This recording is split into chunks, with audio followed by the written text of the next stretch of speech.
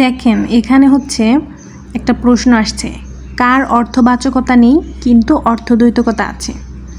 তো আমি যেহেতু উপসর্গ পড়ছিলাম সেহেতু আমি বুঝতে পেরেছি যে এখানে উপসর্গ হবে, কিন্তু পরীক্ষার হলে যখন আসবে তখন কিন্তু আগে ধরতে হবে যে অর্থবাচকতা কোনটা, অর্থদ্বৈতকতা কোনটা।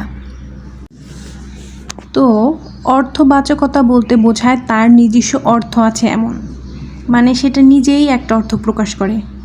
যেমন হচ্ছে অনুসর্গ, প্রতি, ব্যতীত, পর্যন্ত, এগুলো হচ্ছে নিজেই একটা অর্থ প্রকাশ করে।